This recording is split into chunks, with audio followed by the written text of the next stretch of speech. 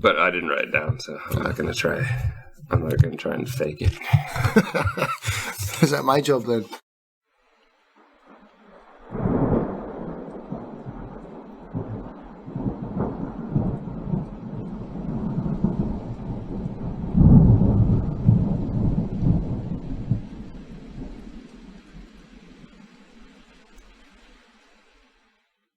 Hello, and welcome to Filling in the Gaps. I'm Justin. And I'm Darren. And today we're going to discuss a movie from 2007 called Timecrimes. It is a Spanish-speaking movie. We're not going to attempt the Spanish title because I forgot to write it down, and I don't want you to attempt it. It's written and directed by Nacho Vigalondo. This is also the actor who in the movie will play the scientist. As far as scores, and this is probably something I'm going to bring up towards the end of the episode. It has fairly decent scores, actually. It's got a Metacritic of 68, IMDb, it's like 7.2. Rotten Tomatoes, now remember, basically just goes by whether or not people gave it a positive versus negative review. But the critics, it's like 89%. Yeah, so... And the audience is 79%. Like, these are pretty high numbers, to be honest. And having watched it twice, I'm a bit shocked by that, but we'll get into that. And I feel a bit bad because I feel, is this the third one in a row where I've been like, oh, I'm not really into this one? I feel, well, as far as movies. No, we did Circle last time and you liked that. Oh, that's true. Okay. So it feels like I've had a long run of complaining on the podcast about movies that I'm not happy with.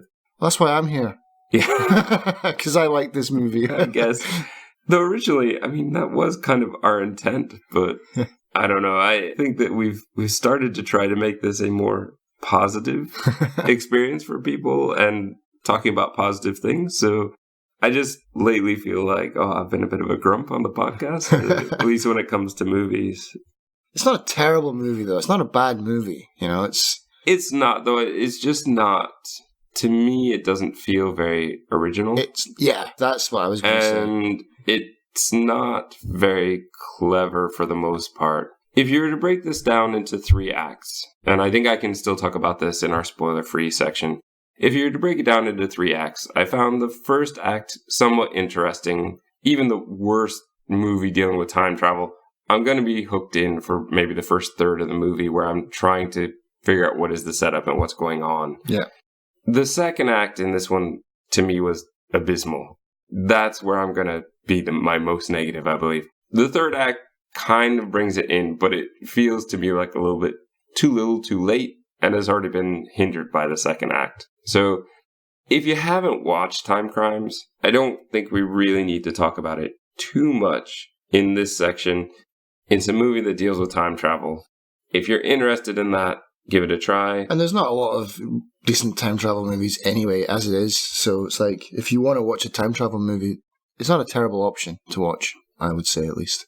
I'd also say that it's good to see occasionally movies that aren't English only. Maybe this is one of the reasons why I like this so much as well, is because I find that when I'm watching foreign films and you have to read the subtitles, you're drawn to the screen more, and time seems to fly quicker for me when I'm reading subtitles. And so this movie seemed quite short, and I got through it with no problems. And it also increased a lot of the tension, because there's some pretty creepy parts in this movie. We'll get to that when we talk about it soon. But when you can't look away because you have to read the subtitles, it adds tension. Like when I watched, we've talked about it before, like REC, when I watched Rec, the Portuguese movie, that was terrifying for me because I wasn't allowed to look away, you know. And that is, to me, that's a scary movie. Yeah, foreign movies are good. Watch them. Watch Raw. There you go. Oh, very true. Yeah, but that has nothing to do with time travel, but it is definitely an interesting movie. Yeah. But it's very much earned its rating. So Raw is going to be a hard R. You shouldn't watch that if you're sensitive to stuff. Yeah, it's pretty disturbing in points. Yeah. For Timecrimes, I was wondering, like, yeah, it's got good ratings, and that kind of just washed over me. I was like, yeah, because it's not a bad film. But yeah, I wonder, compared to other movies, like, how did it fare? How does that percentage stack up against, like, Primer, for example? Where does Primer fall in? Because if Primer gets, like, an 80 or a 7.8 or whatever it was on IMDb, then they need to look at their system because it's broken. Well, my personal opinion is most of them are broken in a way, but I don't know. I don't want to get into that now because that will be my whole hour. So that's about it for the spoiler-free section. It is a time travel movie. It is Spanish, if that's interesting to you. It is independent. Again, another one that's clearly got to be low budget, but done well. Like, it doesn't look low budget because it's been thought out. And there's a lot of those kinds of things I can say are good about the movie. It's just the story itself doesn't quite work for me. Give it a try if you haven't, but beware. Darren kind of likes it. I kind of don't. Welcome to the spoiler section. We are going to talk about this movie, as I said, in 3 acts. Now that you are in the spoiler section, we can talk about the fact that there are 3 sort of timelines that all go onto the same few hours of movie time, essentially. So there's Hector 1, Hector 2, and Hector 3. And I really appreciate the fact that they named themselves that. It makes it very easy to talk about in a way that most time travel movies don't do and become just more confusing as you try to describe them. As our listeners probably know from other movies we've tried to describe. So let's talk about this movie. At the beginning, I don't know, your notes are about 1 page. 3. Are there 3? I've got 2.5, 2 and a bit.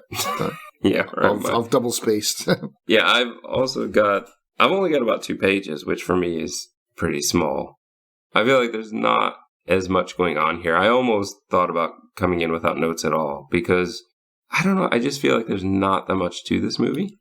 I think if this had been the first time travel movie I'd ever seen, then it would have been astounding. It would have been really interesting. But this is one of my go-to genres. So it just kind of surprises me that it's taken me this long to actually see it.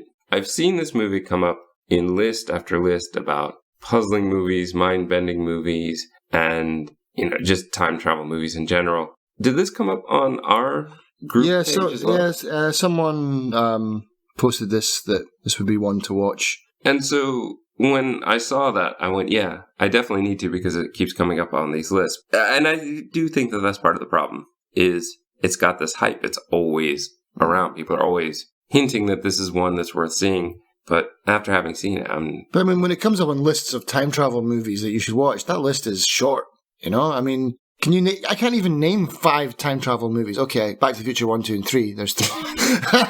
But, I mean, okay, so if you just Back to the Future, Primer, Predestination, well, what else is there? Like good time travel movies. Well, there's About Time. There's Butterfly Effect. Okay, Butterfly Effect, right? Okay, I haven't seen About Time. Oh, have you not yet? No. Okay. So Butterfly Effect, yeah. But I mean, I'm just saying, if you can't rack them off, like I can't rattle them off. I couldn't tell you 10 time travel movies, man. No way. All right, we're not going to do this now, but I can guarantee you that I could come up with 10, and you go, "Oh yeah, I have seen that. Oh yeah, I have seen that." Like, surprisingly, not seen About Time, but yeah. Otherwise, Was it good? Sure that I just listed as one when you were saying yes. You should see that one. All right, the movie. The movie wastes time for about 1:48 because we just get a shot of the supermarket. The supermarket kind of, and the just shots from the road as the car is traveling. I didn't understand that. In a movie, things happen for a reason, usually because you've got 90 minutes to make something happen. What was the point of all the stuff falling out the back of his car? Okay, I have a theory on that. Okay. One, because as we see him pulling up, we see that the stuff is fallen out into the driveway, and the door is kind of not even completely open, I think, as we pull up to it. So he's opened the door as he was driving through the driveway. So my thought is this is either meant to tell us that he's bad at planning, he's just stupid, or he tries to do things too quickly. He jumps ahead without thinking. Okay. Makes sense. But it's not a great way of doing it because we don't know what actually happened. We don't know if he did this on purpose, if the door is somehow faulty. It's just weird. Yeah, I mean, it was almost like a comedy. Like, it set him up to be like a bumbling idiot for me. That's how I saw it. Because even when he gets out, he picks up the really large thing first, puts something on top of that and then goes to pick up something and then it falls back off the top of it. Oh, this is like a Laurel and Hardy bit. It was odd to me. I agree. I don't like it. I think that it sets a bad tone for the movie. But if we're trying to prove that he's not the smartest person, okay, I guess. But there are a lot of little things. But he is quite smart later on. That's the whole point. I don't think so. We'll get to that later. I disagree with that, but we'll get to that. So in the house, they're clearly just moving in. There's plastic everywhere, boxes everywhere. I assume it's probably a new house. I don't imagine there'd be plastic everywhere like this otherwise. Painting, maybe. Maybe a total renovation. Something. He's bought a table and fertilizer for who I assume is his wife, Clara. He tries to take a nap. He can't. He gets out his binoculars. And here's an important thing. He answers a mysterious call. He tries to call back. He leaves a message, drops the phone. It records for a long time, even after Clara comes in and talks. He lies about having slept. And, well, she starts to get a bit passionate. And I think that's when he finds the phone and turns it off. This leads to later where they argue about dinner. Neither one of them, I think, wants to go into town. And they make a bet. If this table she's put together doesn't fit in the door, then she will go for dinner. Okay. Here's a tiny detail about a tiny table I think is so major and stupid that I can't get past it. Does that bother you as well? Or am I the only one? Yeah. You understand their bet, right? The bet was, he said, she wants him to go into town, and he says that table's not going to fit. So she says, yeah, it does. He says, if it doesn't fit, then I'm not going. Yeah? Right. Yeah. But you saw the size of the table. Oh, yeah. It's. What door does that table not go into? Maybe she was trying to put it in, like, long ways like this, like, flat. Yeah. But, I mean, if you're going to pick it up and just turn it around, that will go in almost any door. I could fit that in a closet. It would go through the letterbox. That table. I mean, it's a coffee table. It's tiny. So I don't understand that. If they had made the table big, okay, I could kind of understand. And we saw a scene of them trying to carry the table in and it doesn't fit. Or an awkward or the tiniest door of all time. Maybe Spain has really small doors. Not in this house. I mean, this house is huge. It's a big house. Yeah. So I can't get past that detail because it just seems so stupid. Yeah, I didn't think about it too much, man. But yeah, you get hung up on really small details, man. It's a small table. I know, but who cares? Because the whole premise is if the table would have gone in, none of this would have happened. Yeah. So it makes no sense to me. It makes it just... I mean, this is one of those times where we were talking about time travel and trying to change the past. And the thing is, you don't really have to because that table fits. Movie's over. As she's apparently trying to get the table in through the door, which, again, bothers me because later the table is in the house. Yeah. So clearly it does fit in the door. It fits in somewhere, yeah. For a movie that's so good about the continuity, with all the details when it comes to the time travel, it's so rubbish when it comes to this table that is so key and we see so many times. Anyway. Maybe she put it in through the window or something later. No, I don't. Maybe. Okay. You can fill in the gaps there. She put it in through a window. Yeah. Another important time element here. Hector is looking through his binoculars. He sees something red in the bush. He gives Clara the binoculars. She doesn't see whatever it is. And then when she's off trying to put the table inside, he's watching as a woman is taking off her shirt. Clara says she lost the bet and drives off. So Hector goes exploring. As you do? Yeah, but apparently towards the naked woman. I don't know exactly what he's expecting. To see more naked women, man. All right, I guess. That's all I took from that is like, I mean, that's why he didn't want to go in the first place as far as I'm concerned. Like, no, man, you go shopping. I got boobs to watch. No, because they made the bet before that even happened. Did they? Yes. He barely noticed something red from her red pants. He didn't even see that it was a person. Okay. I thought he'd seen her definitely take off her shirt. No, this is after, and that's why when Clara comes up for the keys, he acts a bit guilty. Because he's seen that, but he's not telling her that. Right, okay. That's why, that's how it works, yeah. On the way, exploring, he notices the kind of upturned dumpster and a bicycle is on the ground. Then he sees the clothes, like her clothes. I'm going to call her the bike woman. She is lying naked. And see, this is where I think he's just not very intelligent. Because what does he do to try to get her attention? He throws sticks at her clothes and then near her. He notices her necklace, which will be important later. But he's just not smart and he doesn't make good plans. I don't understand why he's here. I don't understand what he's doing. Yeah, I mean, this whole part seems a bit odd to me because it's like, you're married, you saw some boobs, and he's like, I'm off into the forest to find more boobs. Yeah, it's a bit creepy and sleazy. He's not setting this guy up to be a good guy. What I meant before when he's smart is like he solves it. He's on the ball later for stuff. All right, but we'll get that's clearly for a long time yet, right? Yeah. Okay, so he gets stabbed in the arm by a man with bandages on his head. Dark man. I did think that too. Yeah.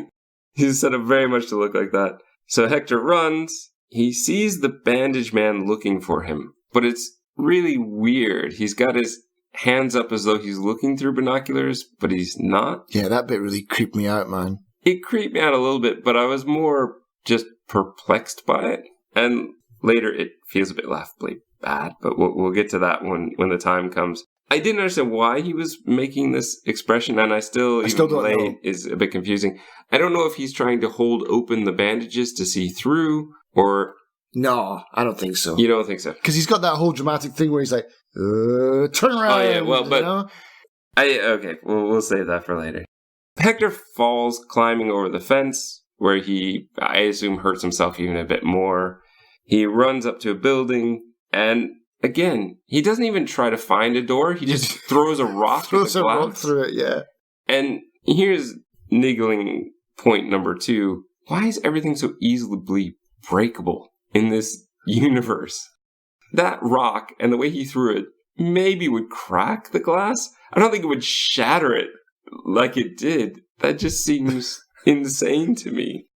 So at first I thought he was just trying to throw the rock as though to get attention, though he could easily just knock on the glass.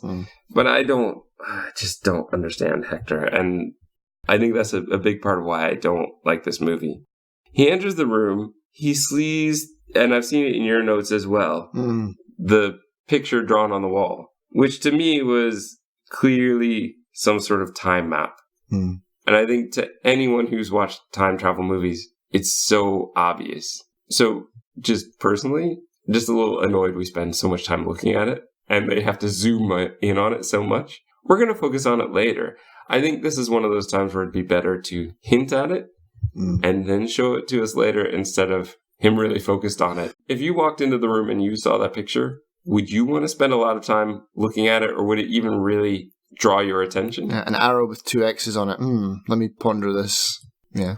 Seems kind of pointless in real life. The calendar on the other side was more important, to be honest. Yeah. It's September. Yeah, I was confused by this point because I was like, where is he? He's in the country, but all of these locations seem very close together. And I don't know if that's because they didn't show the time of walking or going from A to B, but because I thought, wait, is this his house? It doesn't look like his house. And I thought, obviously, he would just run home. Like, he ran to the woods to find this woman. This would be him running home, but instead of running home, he runs into someone else's house almost. It's like everything's too close together for living in the countryside. You know what I mean?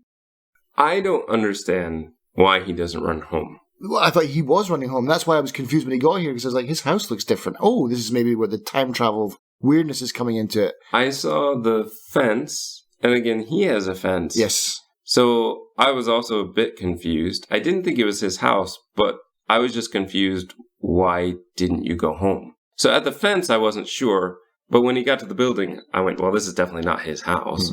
But I was confused as to why he would go there instead of run home. Yeah. Unless it is a new house and he's lost. Maybe he was scared, he ran in the wrong direction and this is somewhere else. But I think that needs to be explained. Otherwise, it does to me. It makes zero sense as to why he would run to this place. A stranger's house and then smash their window. I don't have a problem with it being in the country and things being close-ish. Yeah. I mean, he could see elements of this building through his binoculars, and I don't think these are the most amazing binoculars, so they were close enough. These three elements, the, I guess, park or empty forest area, the lab, and his house, they could be close-ish together. I don't have a problem with that, but I don't understand this. Go home. You have a phone there. You probably have bandages there. You have a fence. I just don't understand why he would run off in a totally random direction. He enters the actual lab where computers are running, and Lots of maths on the wall. Yeah. The song Picture of You by Blondie is playing. We're going to hear this 4 times total, I think.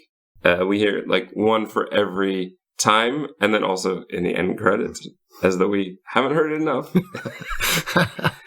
Maybe this is one of those times where they got the rights to it and didn't really have the money for rights for more songs, so... Just milk it to death. Yeah, perhaps. He bandages his arm with stuff that he finds. Key element here, he picks up a walkie-talkie and talks to the scientist who encourages him to hide and then to kind of run to him. He'll eventually also convince him to hide in the tank after, which I don't think Hector really wanted to do, but after he sees the man in the bandages outside the window, he jumps in, and despite the scientist saying he's going to climb into the tank as well, he doesn't, which of course he wouldn't. There's no way to get out once you're in, which I think is a fatal flaw in the tank itself, because I feel like there should always be an emergency exit. A kill switch. But yeah, even that part when he's running up to the house, like, there's a guy after you with freaky bandages, and he's just stabbed you. He just casually walks out of the house. Like, run, man, run. Like, what are you doing? He doesn't run until the scientist says, run. Yeah. But all those times, he's just walking. Where is he now? Oh, he's going into the house. Oh, where is he now? Oh, he's coming out. He's going onto the path. Oh, he's in a car. Run. You're like, oh yeah, I should run now. No. You should have been running as soon as you stepped out of that house, man. What an idiot. Again, I don't think he's very smart. No, he's not. But he solves problems at the end. Like a genius. He's like Sherlock at the end. That's what it just doesn't make sense. Okay. So, at this point, we're now in what I'm going to label as Hector 2. Hector 2 gets out of the tank. It's now daytime, so we know that something has happened because only seconds have passed. I will say this, having watched it a second time, there is a hand in the background. Yeah. When I talk about the continuity, this is one of those moments where they thought it out ahead of time. There it is. The hand is there where Hector 3 is hiding. Very Gravity Falls. Have you seen? Not yet. You not watched it yet? There are only so many hours in a day. There's a good bit. It's a running joke that they have. The scientist doesn't know what's going on, so Hector has to explain. He sees himself from earlier carrying down the table to Clara, having the talk in the garden. The scientist tries to explain to Hector that he only went a short time in the past, and he suggests waiting. So my biggest thing about this entire movie is, why does he not just wait? Jesus, man. Yeah, this was the part of the movie that really annoyed me. Everything about Hector 2, every decision he makes is so absolutely stupid that I cannot even... I know you're going to want to defend him in the end, but even then, the whole thing is ruined by the fact that he's just such an idiot this time around. Yeah. All he had to do was sit in a room for about 2 hours and everything would be fixed. Watch a movie called Timecrimes. Just sit in this room, watch this. This isn't Spaceballs. They aren't able to watch the movie as they're making it. Yeah, and I even wrote down in my notes here as well, like, the scientist guy, I'm sorry, I would not leave him there just to roam freely around, like, in a scientific facility. Oh yeah, there's coffee over there. Just don't leave, okay? Like, what? No. Tie him up and throw him in a... And then he does say later, I can't tie you up and throw you in a basement, so they kind of covered what I was thinking about. But why not? Why not? The scientist does need to go to apparently fill the tank, which I don't understand because he just got out of the tank and there was stuff in it.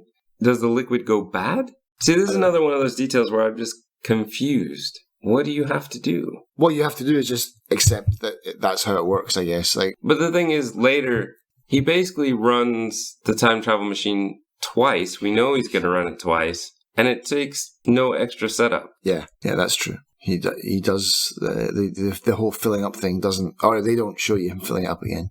I'm just baffled by that. But in this part, the scientist, he draws that obvious time map to try and explain to Hector. He basically says, I'm not supposed to be here. I'm going to get in trouble. Is the kind of implication? It's only Hector, I think, later who really says you're going to get in trouble if people find out. I didn't really get that from what the scientist was saying. And even the second time around, I still don't quite understand that. So it just feels like maybe he was trying to hint at that fact and Hector caught on, but it doesn't quite work for me. I mean, I think at the end he says that he's going to get kicked off the project, basically. Well, he was already going to. He wasn't going to have clearance in 6 months when the machine was actually going to run for the first time. So Hector asks, why did you bother in the first place? But that's into Hector 3. I don't understand at this point with Hector 2, he doesn't really say that. He doesn't really say, I'm going to get in trouble. He just says, normally people aren't here. I don't know. It's just not clear. And that's a big problem with this movie. There are a lot of things that are just not clear. Let's talk about the fact that he says he'll fix it, right? He's basically like, you tell nobody what happened, but he doesn't make it sound like it's because he's going to get in trouble. He makes it sound like this is a secret project and nobody's supposed to know about it, which is valid in and of itself. I don't think we need this. You've built a time travel machine. Of course it's going to be pretty secret. I don't think we need this extra you're going to get in trouble with it business. Hector, of course, calls himself. This is the call he got earlier. And the scientist explains that Hector 2 can't get in the way of Hector 1 getting in the tank. And this is the key element for everything that Hector 2 does and probably what Hector 3 does. That everything he does has to encourage the previous Hector to get into the tank and go back in time. Because the first time I watched it, I was totally baffled by this because Hector clearly doesn't understand time travel. If he doesn't understand the very simple thing that he's looking at himself from about 2 hours ago, he doesn't understand anything about time travel. So it seems like Hector 2 is desperately trying to avoid a paradox, but that's not really what he's trying to do. He's still trying to encourage his previous self to get in the tank. So perhaps there are other people out there who, like me, have watched it in the first time and went, why is he doing this? The scientist doesn't explain paradox. So that's not really important.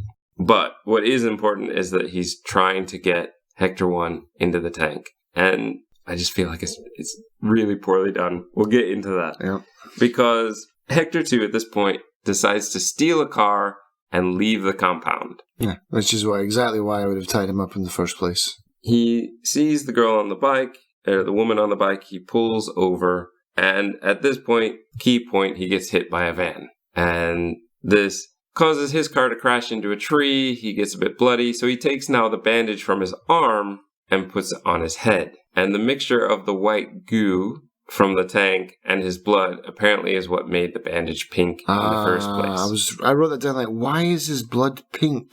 That's why they kept showing the white stuff dripping off, I think. Otherwise, there's no point to wasting our time with that dripping onto the floor. I mean, was it really important anyway? Could they not just have made the blood red instead of pink? They could have. And like the way that it was dripping onto the carpet, it was like almost like the alien slime, the xenomorph blood, like, these big splotches of goo. I did have that thought as well, yeah. What's going on? That bit really confused me because I was like, oh, is it like this is time's way of erasing people from existence? Something bad's going to happen. He's going to go nuts. He's going to like disintegrate or nope, nothing like that. Just pink blood. I don't really like this part. This is where things really start to fall apart. Even him leaving the compound, okay, I guess. It just doesn't make any sense to me. What he hates is he hates his previous self for existing, essentially. And he wants to go to the house and talk to him or something. Which, honestly, would have been better than most of the stuff that happens. And that conversation probably would have been more interesting to me than most of what happens. But that's not what we get. We get Hector 2 deciding, now that I'm putting on the bandage, I realize I must be the bandage guy. I don't know how he necessarily put that together. And then decides he has to do everything exactly as it was done before. And this is what I don't like about this movie. This is what I don't like about other time travel movies like the movie called Paradox, where I mean, we'll get to this in a bit, but the thing is, everything has to happen the same, and I don't like that. I want to get to that in the end, because I think that that's the key reason why I still wanted, even though I don't really like this movie, why I wanted to talk about this movie. The woman on the bike comes to help him. She ends up giving him water, helps wrap up his bandage so it won't fall off, and he steals her scissors and takes her into the woods. Along the way, grabbing the jacket from the knockdown dumpster and basically forcing her to take off her shirt so that Hector 1 will see it. And she tries to escape. They get in this chase and they fall down and are both hurt, but he's still conscious. So he takes her clothes off, poses her in the position she was at when he had found her before. Yep. This is kind of important to a point I want to make later. Hector 2 stabs Hector 1.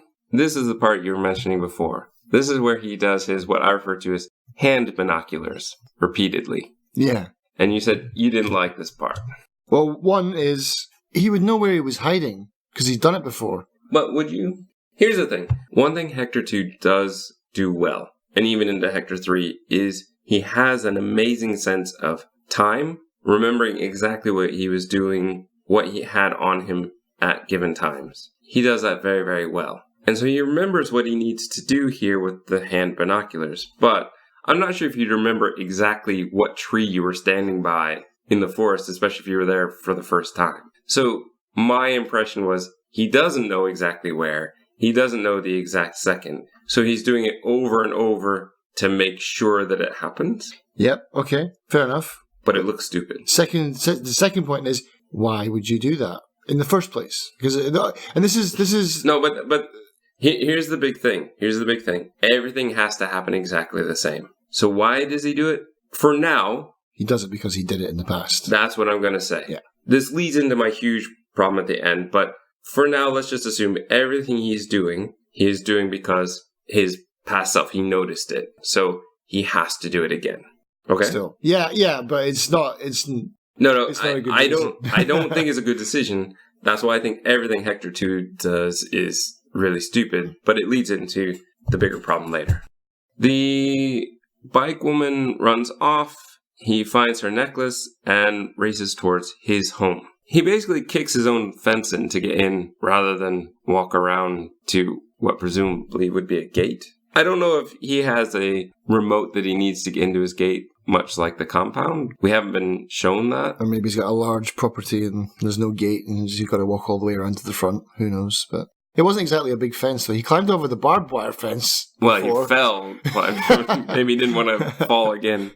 Again, the radio is playing, so Picture of You is playing here. He runs up the stairs and he's hit with a table, which shatters on impact. IKEA makes better tables than this. It falls apart just from basically being thrown, not even being hit. Not even really being thrown, more like being dropped, as we'll see later. It's just like, whoop. And this is what I mean. Why is everything so incredibly fragile? Why do fence posts seem to fall down with 2 kicks? Yeah. It seems like everything is just not made well in this poor universe. He sees an open window and a ladder. He climbs out. He hears some running inside, so he runs back in. That's important because those elements will come up later. At another window, he has to break in the door at one point. But then he sees another open window. He sees shoes up on the roof. He grabs, and she falls off. Yep. So we look down and we see the body. Broken neck. For me, even the first time, this was a bit poorly done. So again, a movie where a lot of the continuity is quite good. All they needed to do was give Clara these shoes and make us see that she's wearing these shoes, because we paid a lot more attention to the woman on the bike. And I went, well, those are her shoes. Why was Clara wearing them? Or why is she wearing Clara's coat? I didn't understand what's going on at this point. So at this point, I think they expect everyone to have fallen for their bait and switch. But I didn't. And I think this is a big part of the reason why I didn't like this movie. So did you buy it the first time? Yeah. I think that that's a key element to whether or not you might like this movie. This, where Hector 2 has been stupid for half an hour, and now I don't understand why he's quite so upset that he's killed the woman he was chasing. Right. I don't know. So it didn't work for me. And so I think that's a big part of why it didn't work for me. Yeah, no. As far as I was concerned, it was his wife. Yeah. He basically returns to the silo, the lab compound, after talking to the scientist on the walkie for a bit. And then he purposely peeks in the window to scare Hector 1 into getting into the tank. At this point, the scientist pulls the battery and kind of throws it out. And this is to stop Hector 2 going back in. The scientist said that Hector 3, yes, there's another one, already went back and failed. He told him he failed and that he was supposed to stop him. And he throws the walkie-talkie away as though that's going to stop it. Oh, well, he sent you a message on the walkie. Well, I'll throw mine away. Clearly, that'll stop everything from happening. Which to me is so stupid because everything that's happened in this whole second iteration is stuff that's happened before. Maybe he thinks it's happened because he's changed it, but I'm a bit confused by that. We get a flashback here of a little bit of the scientist getting the tank ready and Hector 3 popping out of the tank. As we hear sirens in the distance, Hector 2 decides to get back in the tank. They've got the battery again. They found it. The one thing I will say is this is the one clever moment, I think, that Hector, throughout the whole movie, he's got maybe two, I think. This is one where he realizes that the scientist threw out the battery on purpose and that it could only be because he must have jumped in a third time. How did you know this happened already? It is one good moment I'll give him. And it's probably the only clever moment, I think, in Hector 2. Certainly hiding isn't his forte. Who hides like that behind something? That's the way you play hide and seek with your kid when you want them to find you. Keep in mind, he's only got 30 seconds. I mean, why would you put your hand outside, like on the edge of something to hide? Like, it's so dumb. It's just for continuity. Hector 3. Let's get into Hector 3. Hector 3 is only really about 15 minutes. Mm-hmm. It seems longer, but it's not. And I think that this is a wise move, timing-wise, to not make us spend a whole lot of time on this. Hector 2 spends a lot of time. It just feels like ages long. We don't need that. Let's just get to the good parts. He gets out, he warns the scientist, even slaps him, and he then hides. As you say, he hides poorly. He says Hector 2 will explain everything, which is what happens. He takes the golf cart. The scientist turns his head to see him going, which they've smartly done in the earlier scene, if you go back and watch it, where it's just the close-up of the two of them talking. The scientist does turn his head weirdly, which I didn't understand the first time, but now I do. Hector 3 will take the van. He's going to try and run Hector off the road, which doesn't work. So I don't know why he's bothering to do it again. But again, let's stick with our rule here that everything that happened before must happen again. He basically, he's the worst driver. He's a terrible driver. He hits the dumpster and then just runs off the road, hurting himself even more. He's a mess, man. And then the walkie-talkie's right there, where he radios the scientist, says exactly what the scientist has referred to the conversation before. Don't let that guy get in. And Hector says, well, at least there'll be somebody to slap you around. Like, Hector blames all his problems on the scientist when really most of the problems, if I'm to be honest, are Hector's fault. Oh, of course they are. He meets the woman on the bike. Well, she's not got her bike now, but he says that they're both running from the same person. He falls asleep, and she wakes him up, and they go to his house. But this is where you're going to say he's an amazing planner. And he's even said before that he's got some sort of plan, but he keeps trying to say, no, we shouldn't go in this house. We shouldn't go in this house. I don't think this is part of his plan. What I was referring to before was like his attention to detail is like when he notices the battery is gone and when he's piecing the whole thing together, like he's going to come out at this time and do this and say this. So you need his sense of time and where he was. Is he's not the bumbling idiot with the boot open to his car and dropping stuff like the comedy bit at the beginning. I mean, they're two different people. He's got an eye for detail and he's not the Hector that we were introduced to at the start. Once in the house, for some reason, the woman from the forest, the bike woman, and Hector part ways. Clara comes in, says that she's seen the man in the bandages, which of course is Hector 2, and she's called the police. He basically takes her out, hides her in a storage room, and says, stay here. Which, he's lucky she listens unlike him. because I could have ruined everything. He puts up the ladder so that it's set as before. He opens the window because the window was open before. Picture of you starts to play. And at this point, Hector 2's coming up the stairs and he just kind of drops the table on him, which is why I find it so laughable that the table should just splinter in the way that it does. He meets up again with the bicycle woman. He gives her the red coat. He cuts her hair under the guise of saying this will help fool him, I guess, and then tells her to go to the attic. And just before she does, he says, "You're beautiful." Why? Because he's a creep. No, seriously, he's a creep. I don't understand this. This bit of dialogue seems so unnecessary and weird. It almost seems as though he wants something nice to say about her before she dies. Yeah, and this is the only thing he can think of. Yeah, he's a creep and he's sending her off to her death and he knows it. He's a terrible human being. He gets Clara out of storage. He sets up some chairs to look away from what's going to be the murder, the falling. In fact, he grabs her wrist so she doesn't see, she doesn't turn. Thunder rumbles. He says, "Don't worry, it'll be a while until it rains." Of course, because he knows. And we pan over the house. We see the broken tiles and the broken body. And Hector 2 drive off. Picture view plays. End of movie. Yeah. I don't think it was his plan to do all of those things. I think he somewhat cleverly put it together in the moment, spur of the moment, which is fine. And it's a somewhat clever ending, but it doesn't, for me, take away all of the stupidity that Hector 2 set up. Yeah.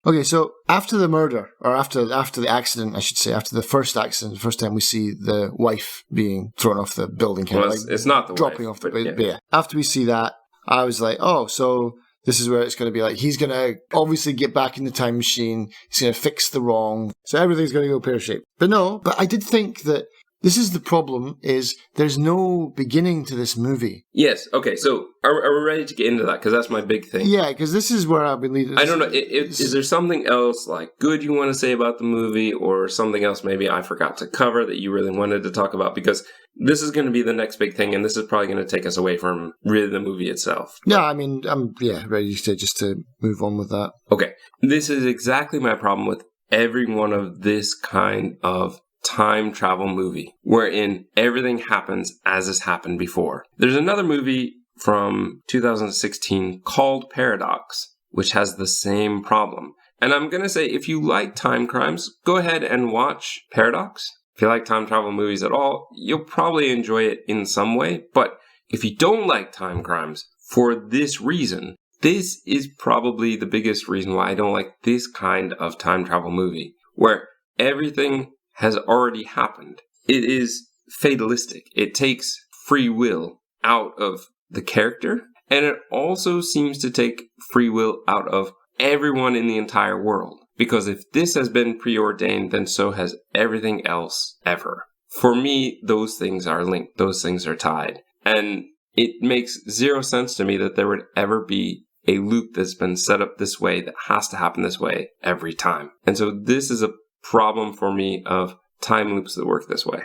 Why would he have ever gotten in this tank the first time? He wouldn't have. He never would have seen himself. The woman never would have been in the forest. It shouldn't have happened. Yeah, exactly. Like the forest part was where I was the second time around when it's Hector 2 and with the forest lady. I'm like, well, that doesn't make sense, because I was expecting something else. I was expecting the forest part to be a different thing, like maybe some creep that lives out in the forest doing that. And because you need that continuity thing for it to make sense. Because if that's him, but no, but he wouldn't have been there. You can't have that. The movie has no beginning. Yeah.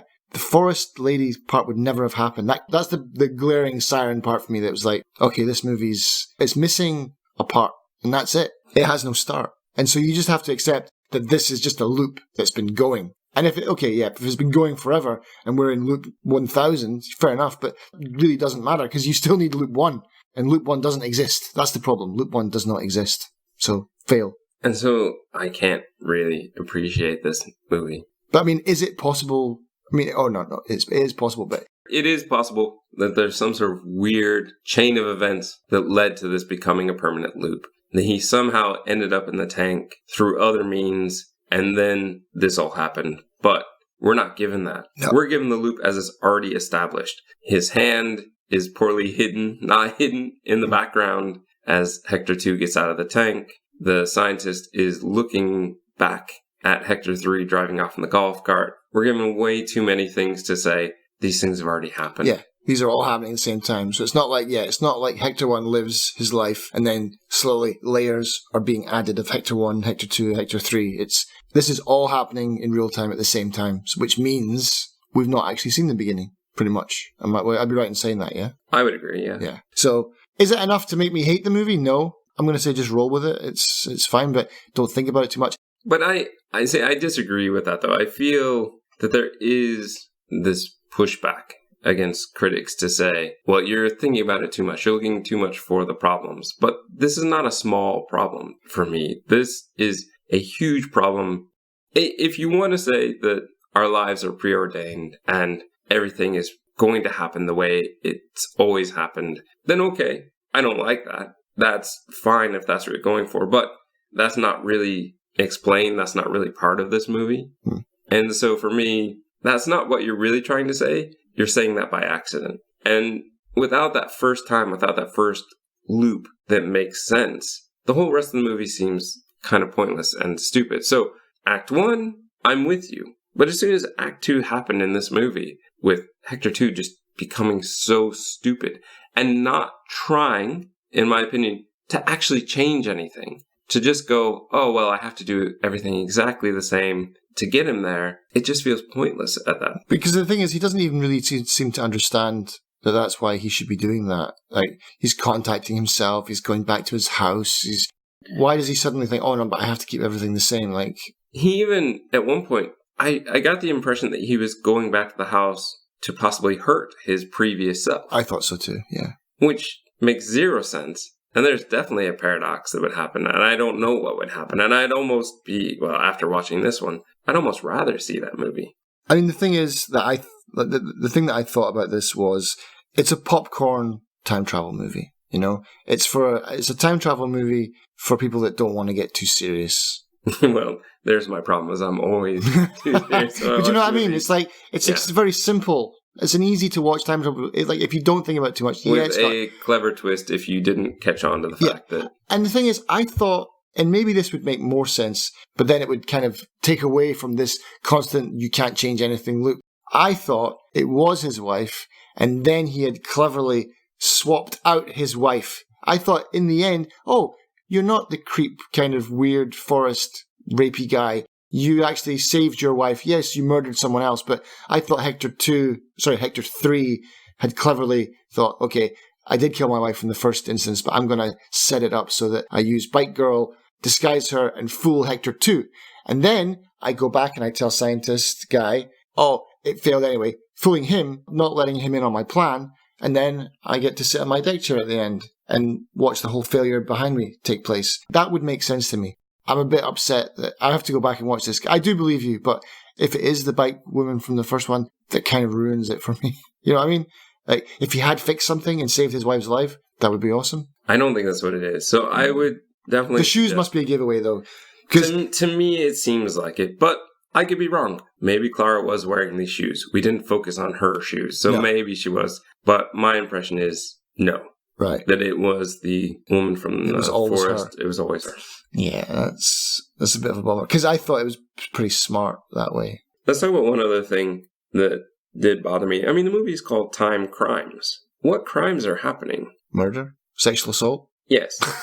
But not until the second one. In the first one, what crime was going on? Outside of, I suppose, that guy was using the time machine when he shouldn't be. But that's more internal procedure. You shouldn't be doing it. I think what they're trying to say is we shouldn't mess with time travel at all. And that's the crime. Mm. But really, when you look at the first Hector 1, he's not breaking a whole lot except for stupidity, trespassing and breaking that window. So you could get him for breaking and entering. But he's not really doing much of anything else. I guess I'm just a bit irritated because Timecrimes is a fantastic name for a movie. And now it's been used. It's like, oh, I'd rather Timecrimes be more...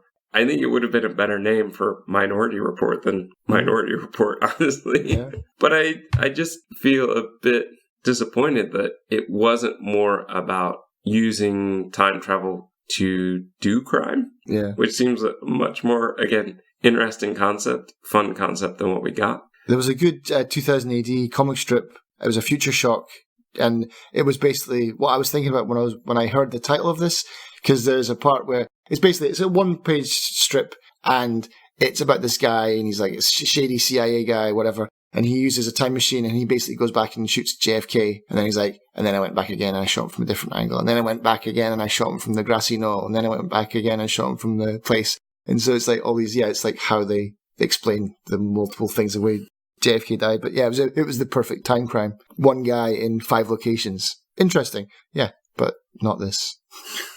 So overall, I'm just not a big fan. I feel like there were times where I was meant to be fooled or I wasn't. I feel like the fatalistic nature of this, and with there no being a logical first loop for us, that everything has already happened, it basically just takes all the fun and interest in the time travel aspect away from me, and it's just not for me. I mean, I guess even if we did say, oh, Hector just stayed in one place and did nothing.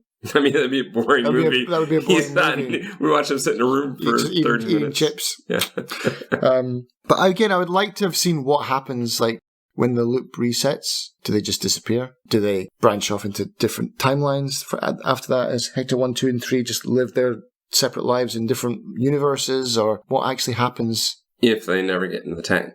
No, I mean, if they do, and then after the kind of 2 hours or whatever, the scientist guy says he has to wait, what happens? Do they just disappear? Do they fade out of existence? Or all the Hectors? Where do they go? There isn't. I mean, it's not really Hector 1, 2, 3. It's the same guy. So after that, like when he gets into the car and drives away at the end, is he just going to vanish, or are they going to? No, he gets back in the tank and he becomes Hector 3. Ah, right, yeah, okay. This isn't the type where the time travel has spurred off multiple universes, or that by doing time travel they're actually going to another universe. I've seen that done very cleverly in some, especially comedic short films on YouTube, but I don't think that that's what's happening in this one at all. I think that we're meant to believe that it is just the same physical person going back in time, and we've seen everything that happens. Like we've said before, like there's no change. Everything happened exactly as it happened before. So the only way to see what you want to see is if we did have an alternate timeline where they didn't get in the tank and they did continue on their life. We don't get that. And also, how are they going to explain the body? Because the police are coming. Yeah, that's true. Yeah, we don't get that. I don't know that I really wanted to spend more time to hear them explain it. But it's good where they ended it, to be honest. Where they ended the movie was fine. I didn't need more. I'm just thinking about it like, yeah, it's going to be a hard one to... They're going to have to essentially lie and say that she snuck onto the property and fell off. There's a broken table. There was a scuffle. Yeah, something. They've got no proof that he did anything. His fingerprints will be around, but he lives there. He lives there, yeah. So I think that's their best bet. But I also think at this point, his life is so messed up, and he's been through so much in this short time that maybe he's willing to go and sacrifice his life. I mean, essentially, he went back to sacrifice everything to make sure that his wife lived. So, but she didn't die in the first place. But he thought she did. And that's an important thing. Do you think if he realized, if he actually went to check the body and it wasn't the wife, do you think he would have jumped a third time? Yeah, exactly. No, maybe. I don't think he would. The movie would be 1 hour long. Yeah. And he'd just have to try and explain it to the cops. But that's why I thought it would work well if it was his wife that died. He went back to fix it, changed one detail, substituted someone out for something else. The end. Yeah. Why is Hector such an idiot? Question of the day. But I mean, that's another thing as well. Like, I mean... That's going to be the title of the YouTube. Be like, why is Hector an idiot? Why is Hector such an idiot? But again, it's like, I wrote down here, come on, Darkman. You're dressed like Scarecrow, chasing your wife through the house. What did you think was going to happen? Beating down the door. Like... He's not chasing his wife. No, he's not. Yeah. But at the time, you think he is. No. When he goes into the house. Yeah, I always thought he was chasing the woman from the bike. I thought he was after the wife because he's trying to say, "Talk to me." That's what I thought he was trying to get in contact with his wife. No, because he chases her into the attic and he's knocking on the door and saying, "I live here. That's my garden." He's not talking to his wife. He's talking to woman from the bike. Oh, I thought he was talking to his wife because his wife didn't recognize him because he's dressed like a serial killer. Because then he would say, like, it's Hector, I'm your husband. I've been in an accident. He wouldn't say, I live here, that's my garden. Yeah, dressed like something. I was a Hellraiser. Come on. Well, but even that, I think dressing like that doesn't help you gain any friends with the woman from the bike either. I did find the cinematography in that bit when he's bumping the door, and every time he bumps it, the camera jerkily zooms in each time. I was like, it felt out of place to me. Do you know what I'm talking about? Do you remember that part? Yeah, I remember. It was weird because they hadn't really done anything like that, and all of a sudden it's like, let's just throw in this. Yeah.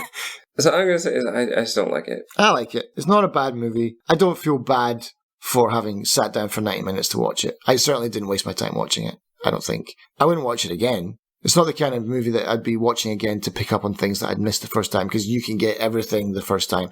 And even if you miss stuff like the shoes or the hand hiding, you get to see the hand and you get to see him swap the shoes anyway. So it's like, that's what I mean. It's a popcorn time travel movie. There's no thought required for this. It's quite simple. And for that, it gets a thumbs up from me, just to, something easy to watch and accessible, I guess, to people that don't want to really stress about time travel movies and think about what's happening. It's just an easy to watch movie. I'll give you that, because most time travel movies do your head in. You basically have to watch them 2 to 3 times to understand what's really going on. Yeah.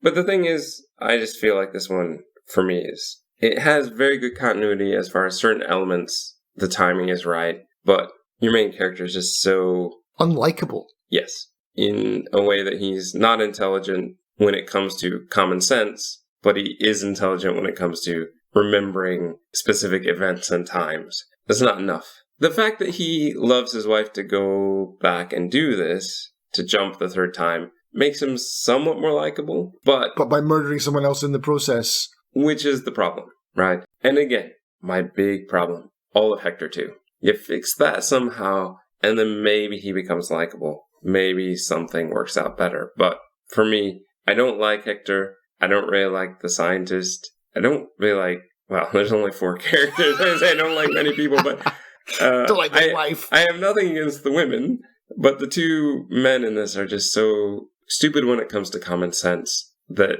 it makes the whole movie feel a bit flat. The fatalistic nature of everything is preordained just doesn't work for me. And honestly, I've seen it twice now. I don't think that I'll ever go back to it. Gaps filled and more gaps created. Next time. And today we're going to be discussing a game called Cube 2. Well, I still haven't played Cube 1 with the story mode. That's probably for the best. I will say I definitely thought that the puzzles overall were better in this one, in the fact that there weren't the ones that seemed to bug out or do weird things like they did in Cube 1. I didn't experience any of that. And I didn't find any this time. Yeah, Cube 1 was pretty bugged, but this one, they've ironed out the bugs. 8 or close to 9 hours to finish it. And yet didn't find any hidden areas. But they obviously exist because there's achievements for them. There are a few achievements. They're very well hidden in that case. Welcome to Cube 2. Or as I like to call it, those packages won't deliver themselves.